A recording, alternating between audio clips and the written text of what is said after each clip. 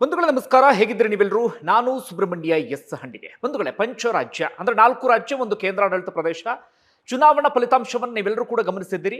ಪಶ್ಚಿಮ ಬಂಗಾಳದಲ್ಲಿ ಜನ ಬದಲಾವಣೆಯನ್ನ ಬಯಸಿ 15 ವರ್ಷದ ಟಿಎಂಸಿ ಅಧಿಕಾರವನ್ನ ದೂರ ಇರಿಸಿ ಬಿಜೆಪಿಯನ್ನ ಅಧಿಕಾರಕ್ಕೆ ತಂದಿದ್ದಾರೆ. ತಮಿಳುನಾಡಲ್ಲಿ ಅಚ್ಚರಿ ಎನ್ನುವ ರೀತಿಯಲ್ಲಿ ಮೊದಲ ಪ್ರಯತ್ನದಲ್ಲೇ ವಿಜಯ್ ನೇತೃತ್ವದ ಟಿವಿಕೆ ಭರ್ಜರಿ ಜಯವನ್ನ ಸಾಧಿಸಿದೆ. ಅಧಿಕಾರ ನಡೆಸುತ್ತಿದ್ದಂತ ಡಿಎಂಕೆಯನ್ನ ಅಧಿಕಾರದ ಸಮೀಪಕ್ಕೂ ಬರೋದಕ್ಕೆ ಜನ ಅವಕಾಶವನ್ನ ಮಾಡಿಕೊಟ್ಟಿಲ್ಲ. ಕೇರಳದ ವಿಚಾರಕ್ಕೆ ಬಂದ್ರೆ, ಈಗ ಕೇರಳಂ ಅಂತ ಕರಿತೀವಿ, LDF ಆಡಳಿತಾರೂಢ ಪಕ್ಷ ಅವರನ್ನು ಕೂಡ ಬದಿಗೆ ಸರಿಸಿದ್ದಾರೆ. ಅಲ್ಲಿ ಕಾಂಗ್ರೆಸ್ ನೇತೃತ್ವದ UDFಗೆ ಇದೀಗ ಅವಕಾಶವನ್ನ ಮಾಡಿಕೊಡಲಾಗಿದೆ. ಪುದುಚೇರಿಯಲ್ಲಿ ರಿಪೀಟ್ ಆಗಿದೆ, ಅಸ್ಸಾಂನಲ್ಲೂ ಕೂಡ ಹಿಂದೆ ಇದ್ದಂತ ಸರ್ಕಾರವೇ ರಿಪೀಟ್ ಆಗಿದೆ. ಇದು ಪಂಚರಾಜ್ಯದ ವಿಚಾರ. ಈಗ ನಮ್ಮ ರಾಜ್ಯದ ವಿಚಾರಕ್ಕೆ ಬರೋಣ. ಈ ಚುನಾವಣೆ ಜೊತೆಗೆ 2 ವಿಧಾನಸಭಾ ಕ್ಷೇತ್ರಕ್ಕೆ ಬೈ ಎಲೆಕ್ಷನ್ ಕೂಡ ನಡೆದಿತ್ತು, ಅದರ ಫಲಿತಾಂಶ ಕೂಡ ಹೊರಬಿದ್ದಿದೆ. ಆ ವಿಚಾರವನ್ನು ಗಮನಿಸ್ತಾ ಹೋಗೋಣ. ಕಾರಣ ಎರಡೂ ಪಕ್ಷಗಳು ಕೂಡ ಇದನ್ನ ತೀವ್ರ ಪ್ರತಿಷ್ಠೆಯಾಗಿ ತೆಗೆದುಕೊಂಡಿದ್ವು. ಒಂದು ಆಡಳಿತ ಪಕ್ಷ, ಅವರಿಗೆ ಚುನಾವಣೆ ಸೋತ್ರೆ ಅದು ಮುಖಭಂಗ ಎನ್ನುವ ರೀತಿಯಲ್ಲಿ ಆಗುತ್ತೆ, ಜನರಿಗೆ ಆಡಳಿತ ವಿರೋಧಿ ಅಲೆ ಮನಸ್ಥಿತಿ ಬಂದಿದೆ ಎನ್ನುವ ರೀತಿಯಲ್ಲಿ ಆಗುತ್ತೆ. ಇನ್ನು ವಿಪಕ್ಷಕ್ಕೆ ತನ್ನ ತಾಕತ್ತನ್ನ ಪ್ರದರ್ಶನ ಮಾಡಬೇಕಿತ್ತು. ಆಡಳಿತ ಪಕ್ಷದಿಂದ ಜನ ದೂರ ಸರಿತಿದ್ದಾರೆ ಅಂತ ಹೇಳಿ ಜನರಿಗೊಂದು ಸಂದೇಶವನ್ನು ತಲುಪಿಸುವಂತ ಪ್ರಯತ್ನವನ್ನ ಮಾಡಬೇಕಾಗಿತ್ತು. ಹಾಗಾಗಿ ಅವರು ಕೂಡ ಪ್ರತಿಷ್ಠೆಯಾಗಿ ತೆಗೆದುಕೊಂಡಿದ್ರು. ಏನಾಯ್ತು ಫಲಿತಾಂಶ ಅನ್ನೋದನ್ನ ಗಮನಿಸ್ತಾ ಹೋಗೋಣ. ಯಾಕಂದ್ರೆ ಭಾರಿ ಜಿದ್ದಾಜಿದ್ದಿಂದ ಕೂಡಿದಂತ ಚುನಾವಣೆ.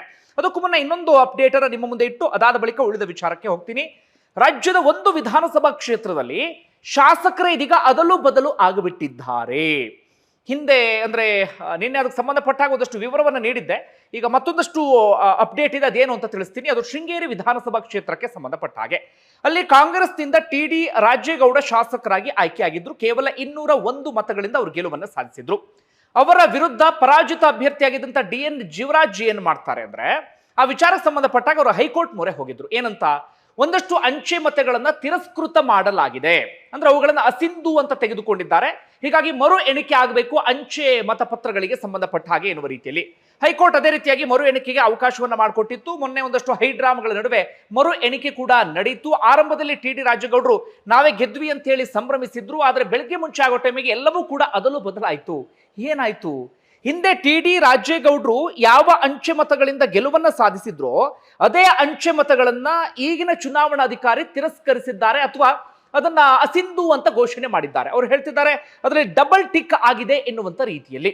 ಹೀಗಾಗಿ ಎಲ್ಲವೂ ಉಲ್ಟಾಪಲ್ಟಾಗಿ DN ಜೀವರಾಜ್ ಇದೀಗ 53 ಮತಗಳಿಂದ ಗೆಲುವನ್ನ ಸಾಧಿಸುವಂತಾಗಿದೆ. 3 ವರ್ಷಗಳ ಕಾಲ ಶಾಸಕರಾಗಿದ್ದ, 3 ಆಯ್ತಾ ಅಥವಾ 2.5 ಆಯ್ತಾ, 3 ಆಯ್ತು, 3 ವರ್ಷಗಳ ಕಾಲ ಶಾಸಕರಾಗಿದ್ದ TD ರಾಜೇಗೌಡ ಇದೀಗ ಮಾಜಿ ಆಗ್ತಿದ್ದಾರೆ. ಇಲ್ಲಿವರೆಗೆ ಮಾಜಿ ಆಗಿದ್ದಂತ DN ಜೀವರಾಜ್ ಇದೀಗ ಹಾಲಿ ಶಾಸಕರಾಗ್ತಿದ್ದಾರೆ. ಒಂದು ರೀತಿಯಲ್ಲಿ ವಿಚಿತ್ರ. ನಾನು ಇತ್ತೀಚೆಗೆ ಇದನ್ನು ನೋಡಿದಂತ ಉದಾಹರಣೆ ಇರಲಿಲ್ಲ. ಇನ್ನು ಬೇರೆ ಬೇರೆ ಕಡೆಗಳಲ್ಲಿ ಶಾಸಕರನ್ನ ಅಸಿಂಧು ಅಂತ ಘೋಷಣೆ ಮಾಡಿದ್ದು ನಾವು ಬಾಗೇಪಲ್ಲಿಯಲ್ಲಿ ನೋಡಿದ್ವಿ, ಮಾಲೂರಲ್ಲಿ ನೋಡಿದ್ವಿ, ಒಂದಷ್ಟು ಕಡೆ ಬೆಳವಣಿಗೆ ಆಗಿತ್ತು ಈ ಅವಧಿಯಲ್ಲೇ. ಆದ್ರೆ ಇಲ್ಲಿ ಶಾಸಕರು ಇದೀಗ ಅದಲು ಬದಲಾಗ್ಬಿಟ್ಟಿದ್ದಾರೆ. ಚುನಾವಣಾ ಆಯೋಗ ಇದೀಗ ಅಧಿಕೃತವಾಗಿ ಘೋಷಣೆ ಮಾಡಿದೆ DN ಜೀವರಾಜ್ ಶಾಸಕರು ಅಂತ ಹೇಳಿ.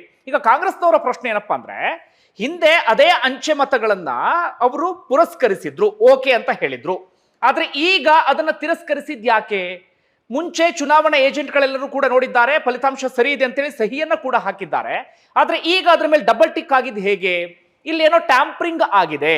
ಆ ಇದಿತ್ತಲ್ಲ, ಸ್ಟ್ರಾಂಗ್ ರೂಮ್ ನಲ್ಲಿ ಇರುವಂತ ಇದಿತ್ತಲ್ಲ ಮತಪೆಟ್ಟಿಗೆ, ಅದರ ಸೀಲ್ ಓಪನ್ ಆಗಿದೆ, ಲಾಕ್ ಕೂಡ ಕಟ್ ಆಗಿದೆ. ಇದ್ರ ಹಿಂದೆ ಏನೋ ಬೇರೆ ದುರುದ್ದೇಶ ಇದ್ದ ರೀತಿಯಲ್ಲಿದೆ ಅಂತ ಹೇಳಿ ಕಾಂಗ್ರೆಸ್ನವರು ಆರೋಪ ಮಾಡ್ತಿದ್ದಾರೆ. ಆ ವಿಚಾರ ಬಹಳ ದೊಡ್ಡ ಮಟ್ಟಿಗೆ ಚರ್ಚೆ ಆಗುವಂತ ಎಲ್ಲ ಲಕ್ಷಣಗಳು ಕೂಡ ಕಾಣಿಸ್ತಾ ಇದೆ. ಓಕೆ, ಈಗ ಬೈ ಎಲೆಕ್ಷನ್ ವಿಚಾರಕ್ಕೆ ಬರೋಣ. ಮೊದಲಿಗೆ ದಾವಣಗೆರೆ ಸೌತ್ ಬಹಳ ಕುತೂಹಲ ಮೂಡಿಸಿತ್ತು. ಕಾರಣ ಹಿಂದೆ ಶಾಮನೂರು ಶಿವಶಂಕರಪ್ಪನವರು ಅಲ್ಲಿ ಶಾಸಕರಾಗಿದ್ರು 2008ರಿಂದ. ಯಾವಾಗ ಕ್ಷೇತ್ರ ಪುನರ್ವಿಂಗಡಣೆ ಬಳಿಕ ದಾವಣಗೆರೆ ಸೌತ್ ಎನ್ನುವಂತ ವಿಧಾನಸಭಾ ಕ್ಷೇತ್ರ ರಚನೆ ಆಯಿತು, ಅಂದ್ರಿಂದಲೂ ಕೂಡ ಶಾಮನೂರು ಶಿವಶಂಕರಪ್ಪನವರೇ ಶಾಸಕರಾಗಿದ್ರು. ಅವರು ಇರುವವರೆಗೂ ಕೂಡ ಅಲ್ಲಿ ಬೇರೆಯವರ ಅಭ್ಯರ್ಥಿಗೆ ಟಿಕೆಟ್ ಕೊಡಬಹುದು ಎನ್ನುವಂತ ಪ್ರಶ್ನೆ ಉದ್ಭವ ಆಗಿರಲಿಲ್ಲ. ಅವರು ವಿಧಿವಶರಾಗ್ತಿದ್ದ ಹಾಗೆ ಅಲ್ಲಿ ಬೈ ಎಲೆಕ್ಷನ್ ಸಹಜವಾಗಿ ಘೋಷಣೆ ಆಯಿತು. ಟಿಕೆಟ್ ಯಾರಿಗೆ ಎನ್ನುವಂತ ಪ್ರಶ್ನೆ ಶುರುವಾಯಿತು. ಪ್ರಮುಖವಾಗಿ ಅಲ್ಪಸಂಖ್ಯಾತ ಮತಗಳು ಜಾಸ್ತಿ ಇರುವ ಕಾರಣಕ್ಕಾಗಿ ಮುಸ್ಲಿಮರಿಗೆ ಟಿಕೆಟ್ ಕೊಡಬೇಕು ಎನ್ನುವಂತ ಒತ್ತಾಯ ಕೇಳಿ ಬಂತು. ಏನೇನೆಲ್ಲ ಹೈಡ್ರಾಮಾ ಆಗಿತ್ತು ಅನ್ನೋದನ್ನ ನೀವೆಲ್ಲರೂ ಕೂಡ ಗಮನಿಸಿದ್ರಿ. ಮುಸ್ಲಿಂ ಸಮುದಾಯದವರು ಹೇಳ್ತಾ ಇದ್ರು, ಈ ಬಾರಿ ನಾವು ಸರಿಯಾದ ರೀತಿಯಲ್ಲಿ ಪಾಠ ಕಲಿಸ್ತೀವಿ ಅಂತ ಹೇಳಿ. ಆರಂಭದಲ್ಲಿ ಒಬ್ಬ ಮುಸ್ಲಿಂ ಇಂಡಿಪೆಂಡೆಂಟ್ ಕ್ಯಾಂಡಿಡೇಟ್ ಇದ್ರು, ಸಾದಿಕ್ ಪೈಲ್ವಾನ್, ಅವರು ವಾಪಸ್ ತೆಗೆದುಕೊಂಡ್ರು. ಆದ್ರೂ ಒಂದು 2-3 ಜನ ಏನೋ ಇದ್ರು. SDPI ನಿಂದಲೂ ಕೂಡ ಒಬ್ರು ಬಂದು ಸ್ಪರ್ಧೆಯನ್ನ ಮಾಡಿದ್ರು. ಅಂತಿಮವಾಗಿ ಈಗ ಚುನಾವಣಾ ಫಲಿತಾಂಶ ಬಂದಿದೆ. ಏನು, ಸಮರ್ಥ ಶಾಮನೂರು ಶಿವಶಂಕರಪ್ಪನವರ ಮೊಮ್ಮಗ ಇದೀಗ ಗೆಲುವನ್ನ ಸಾಧಿಸಿದ್ದಾರೆ. ಕಾಂಗ್ರೆಸ್ನ ಅಭ್ಯರ್ಥಿ, ವಯಸ್ಸು ಬರೀ 27ರಿಂದ 28 ಆಸುಪಾಸು ಅವರಿಗೆ. ಎಷ್ಟು ಮತಗಳು ಅಂತ ನಾವು ನೋಡ್ತಾ ಹೋಗೋದಾದ್ರೆ ಇದರಲ್ಲಿ 4997 ಮತಗಳಿಂದ ಅವರು ಗೆಲುವನ್ನ ಇದೀಗ ಸಾಧಿಸಿದ್ದಾರೆ. 4967. ಸಮರ್ಥ ಶಾಮನೂರು ಪಡೆದಂತ ಮತ 68,619. ಶ್ರೀನಿವಾಸ ದಾಸ್ಕರಿಯಪ್ಪ ಬಿಜೆಪಿ 63,746. ಹಾಗೆ SDPI ನವರು ನೋಡಿ 18,485 ಮತಗಳನ್ನು ಪಡೆದುಕೊಂಡಿದ್ದಾರೆ. ಒಂದು ಹಂತಕ್ಕೆ ಪೆಟ್ಟು ಕೊಡುವ ಹಂತದವರೆಗೂ ಕೂಡ ಹೋಗಿದ್ರು, ಆದರೆ ಕೊನೆಗೂ ಸಮರ್ಥ ಶಾಮನೂರು ಇದೀಗ ಗೆಲುವನ್ನ ಸಾಧಿಸಿದ್ದಾರೆ. ಇದು ಒಳ್ಳೆ ಒಂದು ರೀತಿಯಲ್ಲಿ ಕುತೂಹಲಕಾರಿ ಚುನಾವಣೆ ಆಗಿತ್ತಿದು. ಕಾಂಗ್ರೆಸ್ನವರು ಕೂಡ ಪ್ರತಿಷ್ಠೆಯಾಗಿ ತೆಗೆದುಕೊಂಡಿದ್ರು. ಕೊನೆಗೆ ಬಹುತೇಕರು ಹೇಳ್ತಾ ಇದ್ದು ಬಿಜೆಪಿ ಗೆಲುವನ್ನು ಸಾಧಿಸಬಹುದು ಎನ್ನುವ ರೀತಿಯಲ್ಲಿ, ಕಾರಣ ಅಲ್ಪಸಂಖ್ಯಾತರಲ್ಲಿ ಕಾಂಗ್ರೆಸ್ಗೆ ಕೈ ಕೊಡಬಹುದು ಎನ್ನುವ ರೀತಿಯಲ್ಲಿ. ತಕ್ಕ ಮಟ್ಟಿಗೆ SDPIಗೆ ಮತಗಳು ಹೋಗಿದೆ, ಆದರೆ ಅಲ್ಪಸಂಖ್ಯಾತರಲ್ಲಿ ಇನ್ನೊಂದು ವರ್ಗ ಏನಿತ್ತು ಅವರು ಕಾಂಗ್ರೆಸ್ನ ಅಭ್ಯರ್ಥಿಯ ಪರವಾಗಿಯೇ ಇದೀಗ ಮತವನ್ನ ಚಲಾಯಿಸಿ ಬಿಟ್ಟಿದ್ದಾರೆ. ಈಗ ಹೇಗಾಯ್ತು ಅಂದ್ರೆ ದಾವಣಗೆರೆ ವಿಧಾನಸಭಾ ಕ್ಷೇತ್ರದಲ್ಲಿ, ಅಂದ್ರೆ ದಾವಣಗೆರೆ ಸೌತ್ ವಿಧಾನಸಭಾ ಕ್ಷೇತ್ರದಲ್ಲಿ ಶಾಮನೂರು ಶಿವಶಂಕರಪ್ಪನವರು ಮೊದಲಿದ್ರ ಅವರು ಸಚಿವರಾಗಿದ್ದಂಥವ್ರು, ಶಾಸಕರಾಗಿದ್ದಂಥವರ ಅವರ ಮಗ SS ಮಲ್ಲಿಕಾರ್ಜುನ್ ಸದ್ಯ ಶಾಸಕರು ಹಾಗೆ ಸಚಿವರೂ ಕೂಡ ಹೌದು. ಅವರ ಪತ್ನಿ ಪ್ರಭಾ ಮಲ್ಲಿಕಾರ್ಜುನ್ ಸಂಸದರು. ಈಗ ಅವರಿಬ್ಬರ ಮಗ ಸಮರ್ಥ ಶಾಮನೂರ್ ಶಾಸಕರು. ಆ ಇಡೀ ದಾವಣಗೆರೆಗೆ ಒಂದೇ ಕುಟುಂಬದವರು ಬೇರೆ ಬೇರೆ ರೀತಿಯಲ್ಲಿ ಇದೀಗ ಅಧಿಕಾರವನ್ನ ಹಂಚಿಕೊಂಡು ಬಿಟ್ಟಿದ್ದಾರೆ. ನೋಡಿ, ಕುಟುಂಬ ರಾಜಕಾರಣ ಅಂದ್ರೆ ಇದಕ್ಕಿಂತ ಬೆಸ್ಟ್ ಎಕ್ಸಾಂಪಲ್ ಇನ್ ಯಾವುದು ಬೇಕು ಹೇಳಿ. ಇನ್ನು ನಮ್ಮ ಜನರು ಹಾಗೆ, ನಾನು ಅಂದ್ಕೊಂಡಿದ್ದೆ ಕುಟುಂಬ ರಾಜಕಾರಣದ ವಿರುದ್ಧ ಜನ ತಿರುಗಿ ಬೀಳಬಹುದು, ನಮ್ಮ ಜನ ಬೇರೆ ರೀತಿಯಲ್ಲಿ ಯೋಚನೆ ಮಾಡಬಹುದು ಅಂತ. ಇಲ್ಲ, ನಾವು ಅದಕ್ಕೆ ಓಕೆ ಅಂತೀವಿ, ಅದಕ್ಕೆ ನಮ್ಮ ಮತ ಎನ್ನುವ ರೀತಿಯಲ್ಲಿ ಕುಟುಂಬ ರಾಜಕಾರಣಕ್ಕೆ ಬೆಂಬಲವನ್ನು ಕೊಟ್ಟಿದ್ದಾರೆ. ಗೆಲುವಿಗೆ ಕಾರಣ ಏನು? ಗ್ಯಾರಂಟಿ ಯೋಜನೆಯನ್ನು ದೊಡ್ಡ ಮಟ್ಟಿಗೆ ಪ್ರಚಾರವನ್ನ ಮಾಡಿದ್ರು.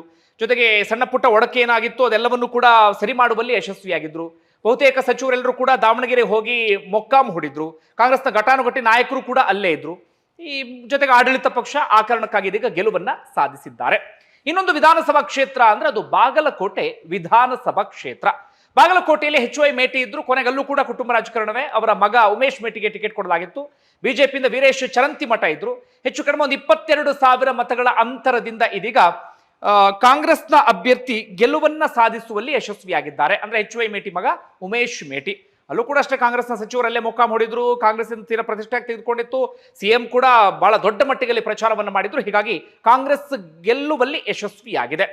ಸೋತ್ರೆ ಮುಜುಗರ ಆಗ್ತಿತ್ತು, ಈಗ ಅಂತ ಪರಿಸ್ಥಿತಿ ಉದ್ಭವ ಆಗಿಲ್ಲ. ಜೊತೆಗೆ ಬಿಜೆಪಿ ಅಲ್ಲಿ ಅಧಿಕಾರವನ್ನ ಕಿತ್ತುಕೊಳ್ಳೋದಕ್ಕೆ ಅವರಿಗೆ ಸಾಧ್ಯ ಆಗೇ ಇಲ್ಲ. ದೇಶದಲ್ಲಿ ಬಿಜೆಪಿ ಬೇರೆ ಬೇರೆ ಕಡೆಗಳ ಅಧಿಕಾರ ಹಿಡಿತಾ ಇದೆ. ನಮ್ಮ ರಾಜ್ಯ ಅಂತ ಬಂದಾಗ ಬಿಜೆಪಿ ಅಂದುಕೊಂಡಿದ್ದನ್ನು ಸಾಧಿಸೋಕೆ ಅವರಿಗೆ ಸಾಧ್ಯ ಆಗ್ತಾ ಇಲ್ಲ. ಒಟ್ಟಾರೆ ನಿಮ್ಗೆ ಏನಿಸ್ತದೆ ಕಮೆಂಟ್ ಬಾಕ್ಸ್ ಅಲ್ಲಿ ಮೆನ್ಷನ್ ಮಾಡಿ. ಧನ್ಯವಾದ.